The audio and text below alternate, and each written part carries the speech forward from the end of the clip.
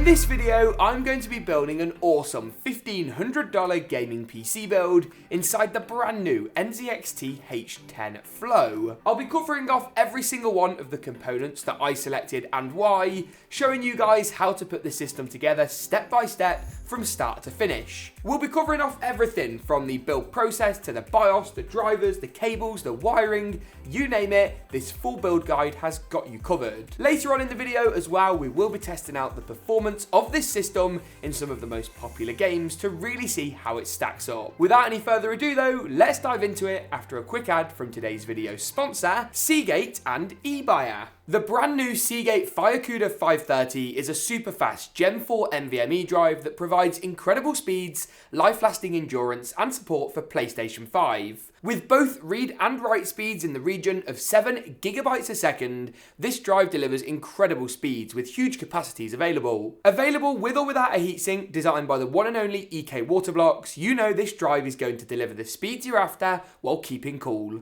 Supercharge your system today with the Seagate Firecuda 530, now available at ebuyer.com, linked in the description below. Let's start by looking at all of the component choices, kicking things off with the processor or the CPU. This is the AMD Ryzen 5 5600X. It's maybe my favourite processor on the market right now. 6 cores, 12 threads, great clock speed, isn't going to bottleneck most new graphics cards apart from maybe a 3080 and a 3080 Ti. It comes in at a pretty decent price point, though latest pricing information can be found at the links in the description below.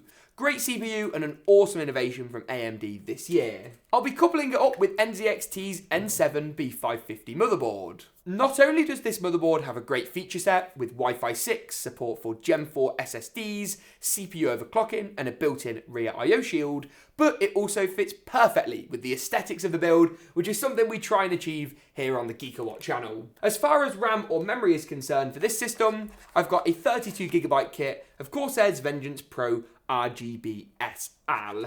Their regular Vengeance Pro will also work well, but this kit has a slightly lower profile and is a bit updated. You could go for 16 or 32 gigs of RAM in this build. If you can afford the slight extra for 32, then go for it. If not, 16 gigs for the time being isn't going to be a problem at all. Moving on to storage, and this is an area of the build where we've splashed out just a little bit. Now, full disclaimer, these are the 2TB drives, but the budget today does only allow for 1TB. I haven't gone over. I just thought I would showcase to you the optimal capacities of these drives. Now, Seagate very kindly sent these out, as did eBuyer, and helped make today's video possible. This is their brand new Firecuda 530 drive, with excellent read and write speeds in the region of 7 GB per second. You heard me right, 7 GB a second. This might just be the fastest consumer SSD on the market, full stop. You also get Seagate's data recovery, which means if you take your drive for a swim, please don't do that, then there might be a chance of getting your data back, and it's got some great endurance. You can get it with either a heatsink for a bit of a price premium or with no heatsink. For this build, I would recommend the heatsink, as the NZXT board doesn't have any. It only has shrouds and covers, not actually heatsinks. As I say, a range of different capacities available, and don't just take my word for it. Check out this graph of all the Gen 4 drives we've tested for read and write speed, and look what comes out on top. It will cost you a few more bob, but potentially could be very worth it. To cool our CPU down today, I've gone NZXT again. I'm sure you're not surprised at that one. This is their Kraken X53. It's a 240mm all-in-one liquid cooler, and while it is a bit on the spenny side, it's a bit pricey as we'd say here in the UK, and cheaper options are available, it will do an awesome job today and look great inside our NZXT H510 Flow. Lovely stuff. Speaking of which, the H510 Flow is the case we've picked up. This is kind of the airflow version of the legendary H510. Not only should this case have theoretically much better cooling performance, which we will test out as usual later, it also comes in at a pretty appealing price point and has all the NZXT features you've come to know and love. We'll be exploring this later though when the case is out of the box. Before we move on to the GPU, there's one more component to quickly mention, and that's the power supply. NZXT's C750 is a great choice, though to be completely honest, any 750 watt power supply will do. NZXT, if you're listening, I'm very sorry. The C750 is a great unit, but if it's a bit more expensive than others on the market, then don't be hesitant to switch over and go for the one that's the best value. Finally then, the last component today, whoa, We nearly had a screwdriver-related casualty. That would not have been good. Thankfully, it wasn't the GPU though, because this is NVIDIA's RTX 3070. I've gone for the Founders card because I think it kind of fits with the scheme we're going for today. NZXT is all about sleek, refined lines, and this is perfect for that. Obviously, GPU availability is a bit difficult still, but keep your eyes peeled because we will have a PC giveaway / raffle. It's all in the name of charity coming up very soon. So you should be able to get your hands on a GPU. At least one of you will in that video. This card though is a fantastic GPU if you're able to find it. It's got a great feature set, a great design, some awesome performance, and I personally think it's slightly better value than its bigger brother, the more recently released 3070 Ti. For full gaming benchmarks though, hold tight, we'll be covering those off as usual a little bit later.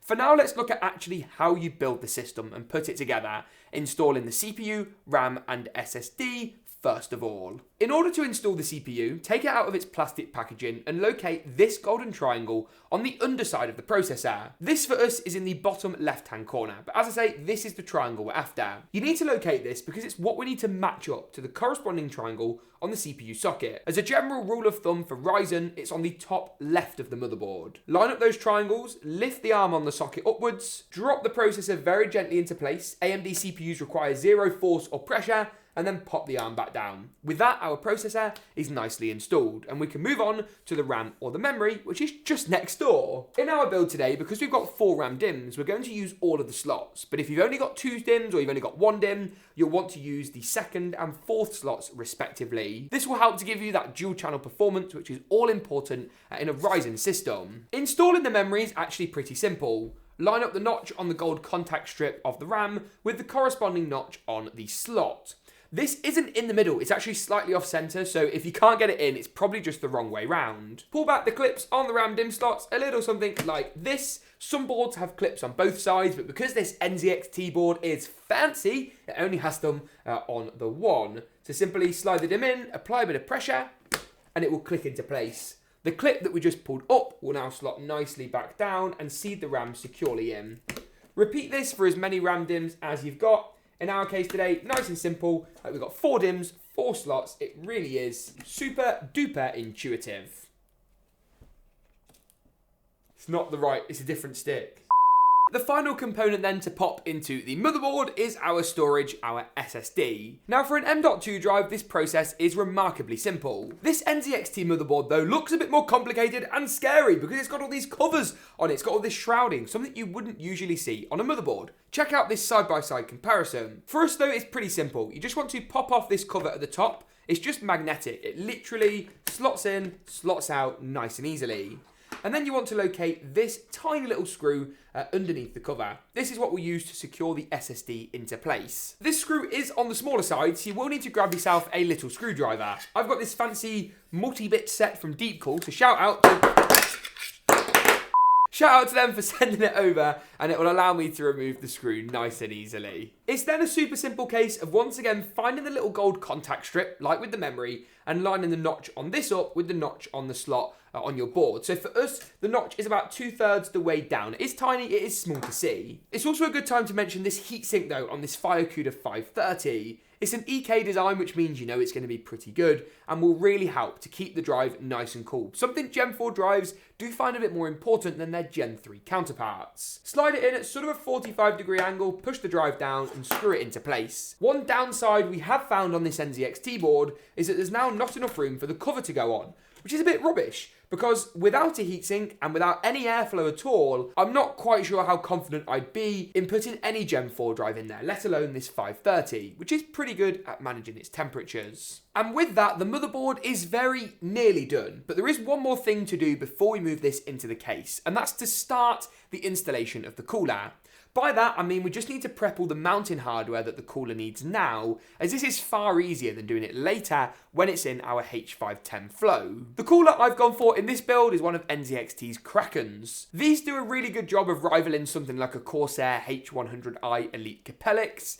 To be honest with you, there's not too much in the two as far as design and performance goes. It's more about personal preference and what fits best with the build. For us, a 240mm radiator on its own is going to be more than enough, so picking an NZXT one that matches the theme made perfect sense. In terms of which mounting hardware we need to use, I've gone ahead and just taken it out of the box. This backplate here actually comes included in your motherboard, and very cleverly, the NZXT cooler uses this as part of the installation method. You also want to find this bag here, labelled AM4 with a little green sticker, with these 4 posts that have washer-style extras pre-installed. We're going to pop these into that backplate on the motherboard in a second, but all will become clear. You also want to go ahead and locate these large thumb screws. These are what we'll use later to actually secure the cooler onto our motherboard. And then as well, you want to go ahead and find this. This sort of circular adapter is what pops round the water block of the cooler later to fasten the unit down. For now though, let's just go ahead and take the AM4 box and the included backplate, pop the backplate through the 4 holes on your motherboard as indicated, screw the post down, and everything for this stage is complete. Up next then is the case choice for today's system, NZXT's H510 Flow. Now this is the latest addition to the NZXT lineup, and looks to remedy a number of complaints or issues people have had about the H510, its lack of airflow. This case goes about fixing that once and for all though, and while it might not look quite as good aesthetically as the glass version, I think it should still look pretty nice.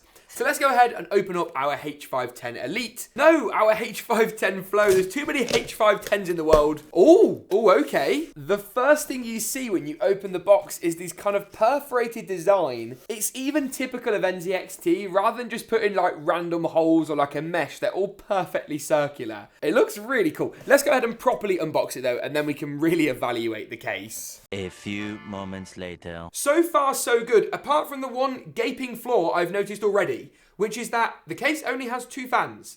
This is an airflow-oriented chassis that looks to fix NZXT's airflow issues, and it has 2 fans, one in the front, one in the back, and the one in the front is only 120, it's not even 140. That's not great. I said the same thing about the Corsair 4000D airflow as well. I think that only had 2 fans, not good enough. Should have had 3 fans, this case is the same, and it should have had 140s in the front, in my opinion. For this build though, it doesn't really matter, admittedly, because we will be swapping those fans out anyway for some included RGB ones that we've got with our cooler, but nevertheless, a bit of a shame. Let's go ahead though and install the motherboard. To do this, you want to flip it round to the back side and just locate each of the standoff holes. So for us, we've got 3 at the top, 1, 2, 3, 3 along the middle, 1, 2, 3, and 3 along the bottom, 1, 2, 3. You want to match these up with the included standoffs in the case, so a quick check reveals 3 at the top, 3 in the middle, and 3 along the bottom. We'll circle all of these now so you can see where they really line up. Installing the motherboard is often easier as well with the case laid down flat, so go ahead and do this and just make your life a little bit easier. Nice, we're now able to finish off the cooler installation.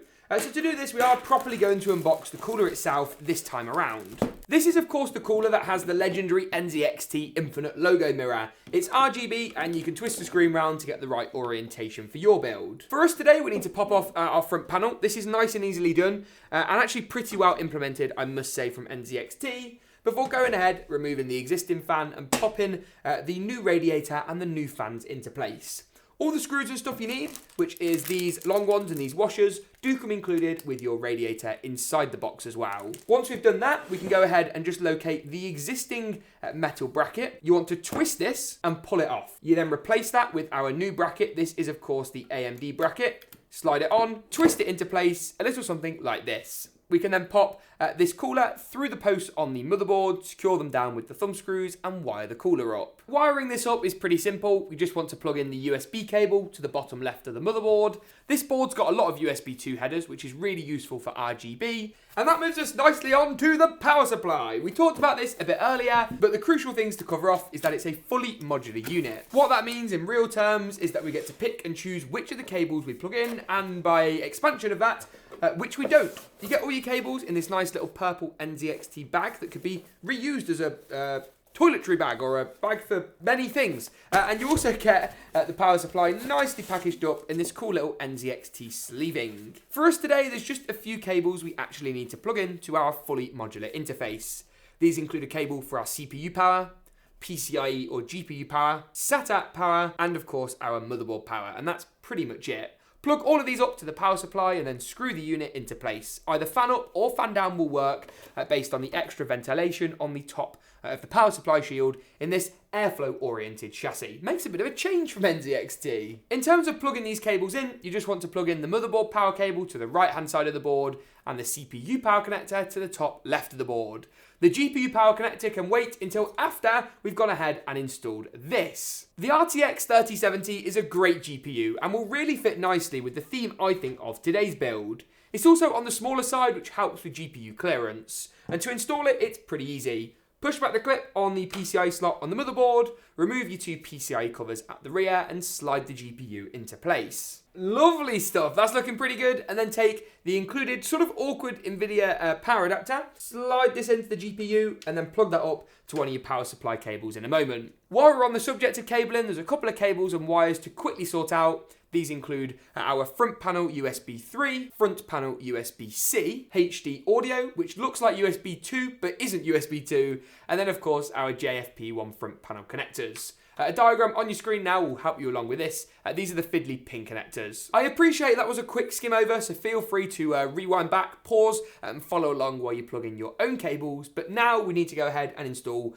Windows, sort our BIOS settings out, get all of our drivers downloaded before testing out the gaming performance, and of course, jumping into the customary GeekaWhat montage. So drivers, BIOS, and Windows time. In order to do this, you want to go ahead and get your system connected up to power, a keyboard, a mouse, and a monitor. I'll link my recommended peripherals for this build in the description below, but this is one of MSI's brand new curved gaming monitors. It's actually kind of massive and a bit insane, and I've also gone ahead and picked up the brand new Corsair Sabre RGB Pro wireless. A perfect combo for a system of this specification. You then want to go ahead and turn the system on and repeatedly hit the delete key on the keyboard that you've got plugged in. This will instruct our system to boot into the BIOS rather than any bootable media it's got otherwise, and crucially allow us to clock our memory up to the right speed, get everything sorted in the way we need to. The NZXT BIOS is a little bit unusual. It's not quite as easy to use as something from MSI, but it will work okay for us. So you can see we've got our Ryzen 5 5600X with our 4 8GB sticks, so 32 gigs of memory, currently at the wrong speed. To sort this out, you want to head over to overclocking and then go to load XMP setting.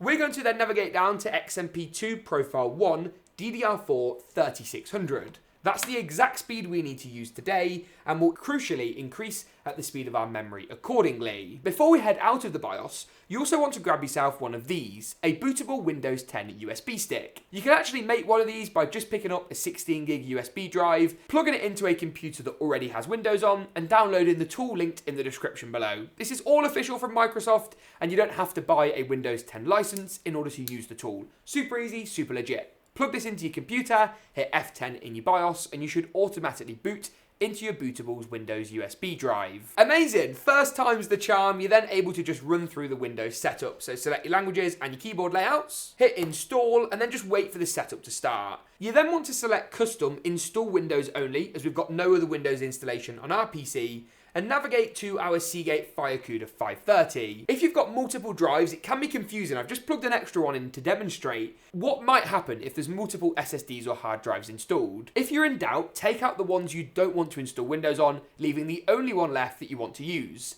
That will make it super easy to differentiate which drive is which. For us though, I'm going to go for drive 1, which is our 2TB Firecuda 530. The next stage of the process can then take between 10 minutes and about 45 minutes, depending on the speed of your drive, the speed of your USB stick, all that good stuff. And we'll install Windows ready for you to use on your main SSD. Nice! We're now into a fresh Windows install and we're on to the final couple of steps before we get gaming. Open up a browser and just search for the name of your motherboard, so for us the NZXT N7B550, and pop the word drivers at the end. Navigate to the official product page and then try and locate the support section. It's called different things on different product pages of different manufacturers. On this NZXT board, it's under downloads at the bottom of the page, and there's a few things we need to download. NZXT Cam is actually the first of those, mainly for our cooler, but the link will work on either page. You also want to download your Realtek LAN drivers, your Realtek audio drivers, your Bluetooth drivers, and your AMD chipset drivers. These are going to make sure that everything from your Bluetooth to your internet to your CPU is working at optimal speed, and make sure that everything software-wise is up to date.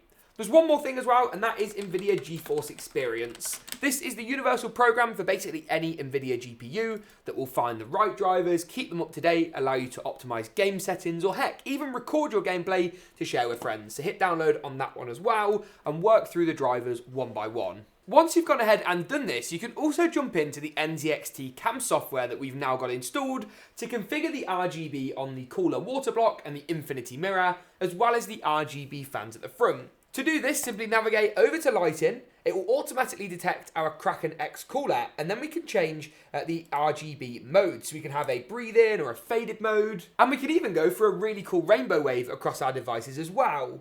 You can change the brightness here, as well as the speed, the colours, absolutely everything that you want to adjust, you can adjust in NZXT's cam. Not quite as good as Corsair iQ yet, in my opinion, at least as far as lighting goes, but still very configurable in terms of your system. Once we've done this though, we're ready to jump into some games today, and as ever, we've tested a wide range of titles. Before we take a look at those numbers though, let's see how good this system looks in an epic glam montage, as you guys have become used to here on the GeekaWhat channel. We'll see you in a second, but first, roll that montage.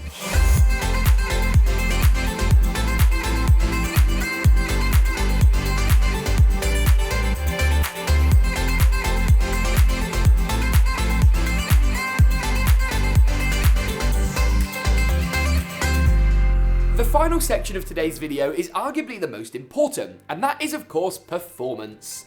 As usual, we tested this system with a wide range of titles. We tested temperatures of the NZXT Flow. We've tested everything that you guys need to know. And on your screen now is a summary of the results we were able to achieve. Don't click off, don't go anywhere though, as we will be diving into some of these games in more detail in just a second. But this gives you a nice bird's eye view of the system's overall performance. The first of the focus titles is actually GTA 5. Might sound like a weird game to test out as far as an important list goes, but it is a great test. 1440p high yielded 134 frames a second on average, tested in the game's inbuilt benchmarking mode, allowing you guys at home to copy our settings, repeat the test, and see what results you're able to achieve. We also tested out Watch Dogs Legion using ray tracing at 1440p high settings. With RTX on and DLSS enabled as well, we got just shy of 80 frames a second, so 77 on average, with all of our frame rate numbers tested using both NVIDIA's FrameView and MSI Afterburner's Riva Tuner. Moving on to Call of Duty's Black Ops Cold War, here at 1440p high settings with DLSS enabled, we managed to achieve 127 frames a second. I appreciate this game is not that popular at the moment, but still a great benchmark test, and we got some fantastic results using the power of DLSS. Moving on to Apex Legends then, at 1440p high settings, we managed to achieve 136 frames per second on average, so just shy of the 140 mark, and don't worry, our frame rate was set to be uncapped. In Apex, as by standard, it will top out at about 140-144 frames a second. A game where we had no trouble breaking the hundreds of frames per second mark was Valorant. While 1440p gave us over 300 FPS, 4K is where we're more interested. High settings here gave us 255 FPS on average, with 218 and 186 for the 90 and the 99th percentile results. Moving on to Cyberpunk next up, a game that's really poorly optimised and really not a great test as far as performance goes, but we still test it out because it gives you a worst case scenario. If your system can run Cyberpunk at 90 frames a second, it can basically run anything. 1440p medium settings with DLSS enabled gave us 95 FPS on average in Cyberpunk 2077, a great result. Moving on to Fortnite then, at 1080p at competitive settings, so tuning everything down to low, setting your render distance to far, and maximising your esports gameplay. Here we got 245 frames a second on average, not a bad result at all, and visually the game, despite being on competitive low settings, still looked great. Moving on then to the last title on the list today, Call of Duty Warzone. Fallen out of favour a little bit recently, but still a great test, and at 1440p high settings with DLSS enabled, we got 121 FPS on average. Tidy. But with that just about wraps it up for not only the performance section today, but the whole video. If you enjoyed this one, make sure to get subscribed, drop a like rating. Thanks for tuning in, and as always, we'll see you in the next one.